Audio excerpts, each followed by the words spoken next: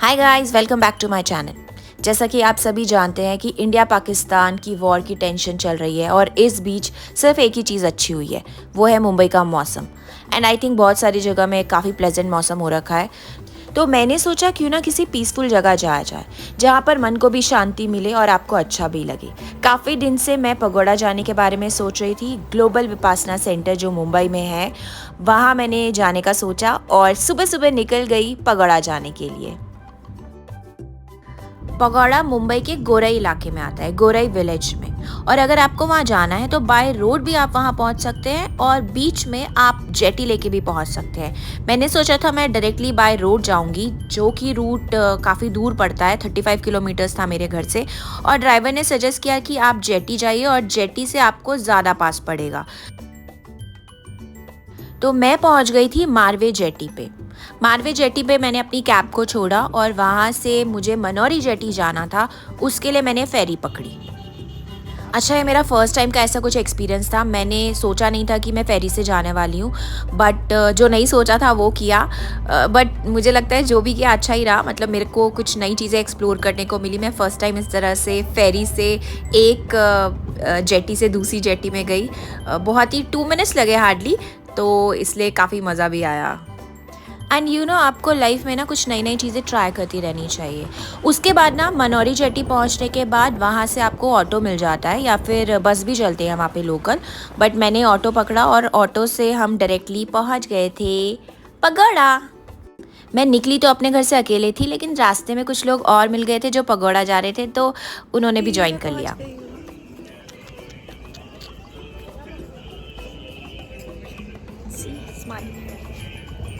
मैं ना काफ़ी टाइम से ग्लोबल विपासना सेंटर जाने के बारे में सोच रही थी और आप मेरी स्माइल देख के पहचान सकते हैं कि मैं कितनी खुश हूँ, क्योंकि आज वो दिन था जब मैं फाइनली सुबह उठी और निकल पड़ी इस जर्नी के लिए। Look at this, it's so beautiful. इतने ब्राइट कलर्स एक साथ मैंने किसी और टेम्पल में नहीं देखे। मैं बहुत सारे बुद्धिस्ट टेम्पल्स में गई हूँ, लेकिन इतनी ब्यूटी, ओ माय गॉड, पहली बार मैं देख रही थी ऐसा कुछ। एंड ऑल्सो मुझे ऐसा लग रहा था यहाँ पर आके ना कलर थेरेपी हो रही है मेरी, क्योंकि इतने ब्राइट कलर्स चारों तरफ थे, तो मैं वैसे ही हैप्पी फील कर रही थी। और अभी मैं आपको बता भी रही हूँ तो भी अगेन मैं बहुत ज़्यादा हैप्पी फील कर रही हूँ। गोल्डन, रेड, ग्रीन, वाइट, ये सारे कलर्स मिक्सचर होके कुछ अलग ही फील दे रहे थे। आई थिंक मेरी टाइमिंग ना बहुत सही थी, क्योंकि आज 11th मई था जिस दिन मैं आई थी, और कल यानी कि जिस दिन मैं पोस्ट करने वाली हूँ 12th को बुद्ध पूर्णिमा है। बुद्ध पूर्णिमा की वजह से वहाँ पे काफ़ी दूर दूर से लोग आए हुए थे मेडिटेशन करने के लिए, और वो पगोड़ा के अंदर मेडिटेशन हॉल में सब एक साथ मेडिटेशन कर रहे थे। और वो फील और वो व्यू तो अलग ही था। उसका थोड़ा सा व्यू मैंने कैप्चर किया, वो मैं आपको आगे चल के बताऊँगी।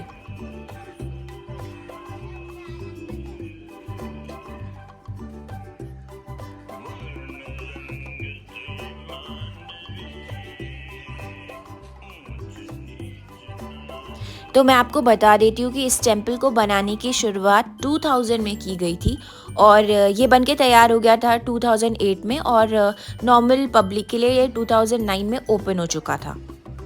And also this is one of the 7 wonders of Maharashtra. और ये बात मुझे पता ही नहीं थी, यहाँ आके पता चला कि ये महाराष्ट्र के 7 अजूबों में से एक है। बट सच में ये पगोड़ा ना डिज़र्व करता है इस टाइटल को। और जहाँ पर गौतम बुद्धा की बात आती है, वहाँ पर एम्परर अशोका की भी बात आती है। आई थिंक अगर एम्परर अशोका नहीं होते तो गौतम बुद्धा की जो टीचिंग्स है, प्रीचिंग्स है, वो इतनी दूर तक, इतनी कंट्रीज तक नहीं जा पाती। और इसीलिए यहाँ पे भी बना हुआ है धमा व्हील, यानी कि धर्म चक्र। और ये सिंबलाइज करता है लाइफ, डेथ एंड रीबर्थ को। बट ये भी सिंबलाइज करता है कि इस साइकिल से आप अपने आप को बचा सकते हैं बुद्धा की टीचिंग से, यानी कि एनलाइटनमेंट से। और मैंने अभी आपको कुछ एपिसोड पहले ये बताया था कि first turning of the wheel of the Dharma Sarnath में हुआ था, यानी कि सारनाथ में after the enlightenment Gautam Buddha ने अपना फर्स्ट सर्मन दिया था, अपने डिसाइपल्स को ज्ञान दिया था। आई होप आप सबको वो एपिसोड याद हो। अगर नहीं है तो आप वो एपिसोड देख सकते हैं।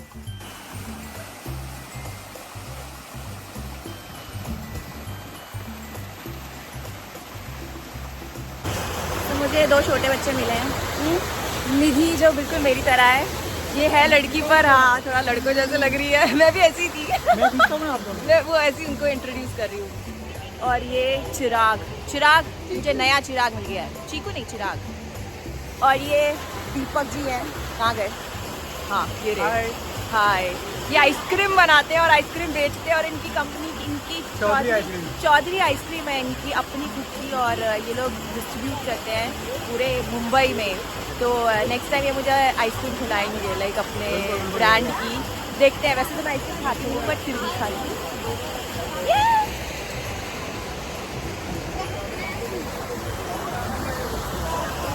और ये है यहाँ का मेन हॉल यानी कि पगोड़ा, जिसे मेडिटेशन हॉल भी कहा जाता है।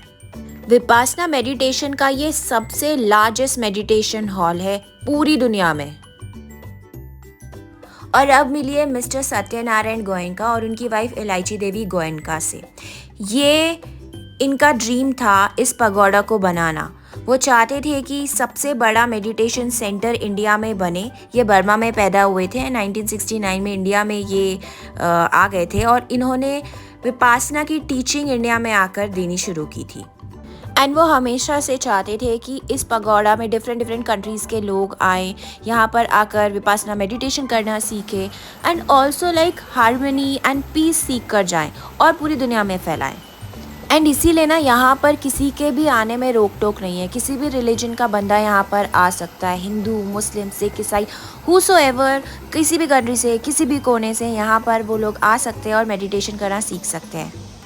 एंड ट्रस्ट मी, इन दोनों बच्चों ने भी मेडिटेशन किया है मेरे साथ, तो इससे पता चलता है कि हम अगर अपनी यंग जनरेशन को सही रास्ता दिखाए तो वो सही रास्ते पे जा सकते हैं। और इस अशोका पिलर को देखकर ना मुझे एक बहुत इंटरेस्टिंग स्टोरी याद आ गई है, मैं आपको बताती हूँ। तो हुआ ये था कि जब बौद्ध भगवान ने ना परिनिर्वाणा पाया था तो उनकी बॉडी को जला दिया गया। बॉडी को जलाने के बाद जो रिमेन्स थे उनके, जिसको हम अस्थियाँ कहते हैं, वो अजातशत्रु ने ले ली और उसको छुपा दिया। उसने कहा मैं किसी को नहीं दूंगा, but it was not fair no.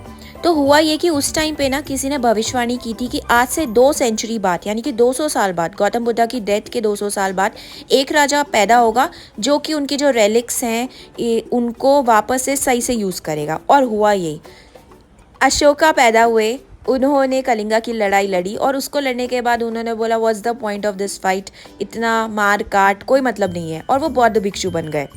Not बौद्ध भिक्षु बन गए बट उन्होंने बौद्धिज्म को अपना लिया। उसके बाद उन्होंने जिस जिस जगह पे रेलिक्स थे गौतम बुद्धा के, 8 जगह पे थे, उनमें से 7 जगह उन्होंने खोज निकाली और उनको वापस मंगाकर 84,000 stupa all over the world, मतलब जहाँ जहाँ वो बना सकते थे वहाँ बनाए थे और वहाँ पर जाकर उनको रखवा दिया गया।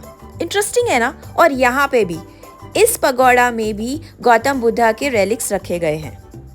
एंड ऐसे ही एक और बुक है जिसमें ये लिखा गया है कि एक टाइम ऐसा आएगा ये सारे रेलिक्स वापस आ जाएंगे और वो उस जगह पहुंच जाएंगे, यानी कि वो बौद्ध गया में पहुंच जाएंगे जहां पर गौतम बुद्धा को एनलाइटनमेंट मिला था। और वहां पर एक साथ जब ये रेलिक्स पहुंच जाएंगे तो वो सब धरती में समा जाएंगे और वहां पर वापस से गौतम बुद्धा जन्म लेंगे।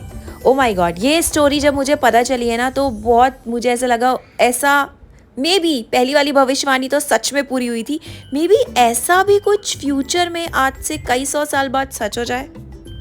और फाइनली हम पहुंच गए थे यहाँ के मेडिटेशन हॉल में। जिन लोगों ने रजिस्टर कराया था वही अंदर जा सकते हैं, जिन्होंने पहले विपासना का कोर्स किया हो, बट हम बाहर से देख सकते थे। बहुत ही पीसफुल एनवायरनमेंट था और इतनी अच्छे चैंट की आवाज़ें आ रही थी, ऐसे लग रहा था, सच में मेरा मन कर रहा था मैं थोड़ी देर वहीं बैठ जाऊँ। बट सच में ये टेम्पल अंदर से और बाहर से दोनों तरफ से इतना खूबसूरत है कि आप इसकी ब्यूटी को देख के आपका मन नहीं भरता, आप जितना भी देख लें।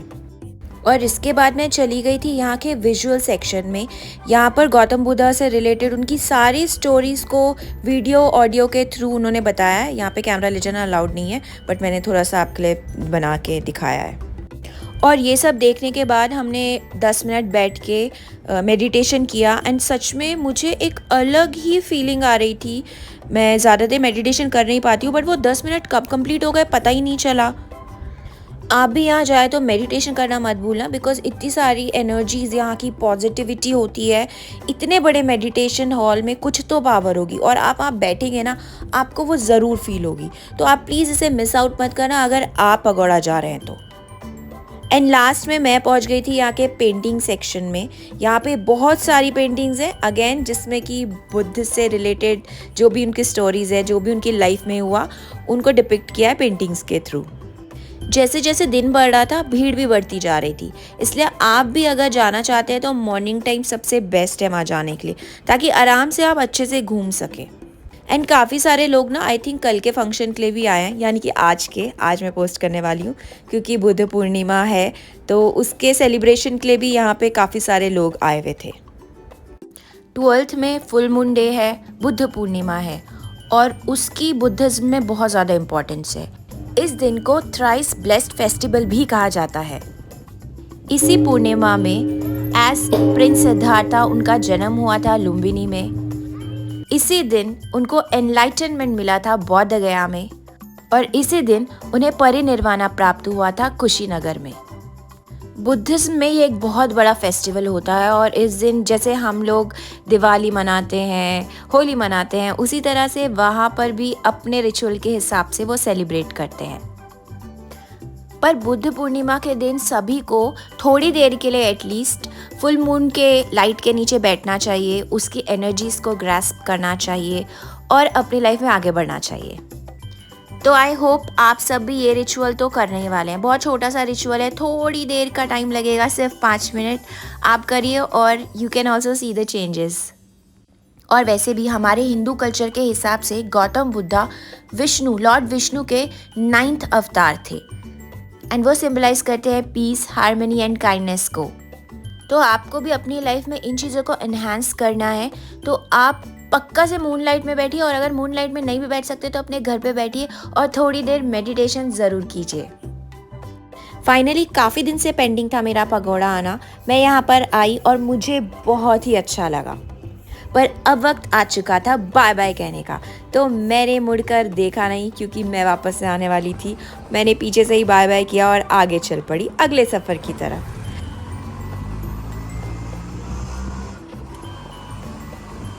मनौरी जेटी के लिए जाते हुए गोरई विलेज से क्रॉस कर रही थी मैं, और मुझे एक्चुअली ऐसा फील हो रहा था जैसे मैं गोवा में हूँ, गोवा की सड़कों में ट्रैवल कर रही हूँ, और वहाँ की छोटी छोटी सड़कें होती हैं और वहाँ पे क्यूट क्यूट से मकान होते हैं, वैसा ही फील हो रहा था। फाइनली मैं पहुँच चुकी थी मनौरी जेटी पे। अक्सर जब आप किसी भी मलाड वाले हाई राइज बिल्डिंग में जाते हैं तो आपको पगोड़ा जनरली दिख जाता है, क्योंकि वो काफ़ी लंबा है हाइट में, और आपको अपनी बिल्डिंग से वो दूर से दिख जाता है। एरियल डिस्टेंस ज़्यादा नहीं है, बट बहुत ज़्यादा घूम के आना पड़ता है, इसलिए थोड़ा डिस्टेंस बढ़ जाता है।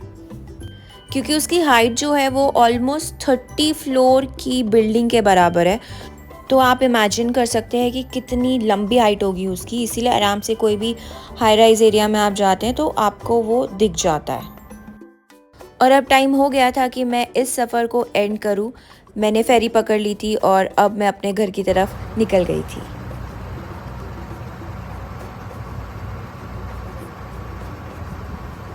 बहुत दूरी से भी आप टेंपल को देख सकते हैं, and also because of its colour which is very striking golden colour, आप काफ़ी दूर से उसे स्पॉट कर सकते हैं। तो चलिए अब वक्त आ गया है इस व्लॉग को एंड करने का। अब मैं आपको नेक्स्ट व्लॉग में मिलूंगी, देखते हैं कहाँ जाती हूँ। होपफुली किसी अच्छी जगह ही आपको लेके जाऊँ। अगर आउट ऑफ मुंबई नहीं जा पाई तो मुंबई में ही किसी नई जगह में लेके चलूँगी। तब तक के लिए take care and bye bye, see you soon.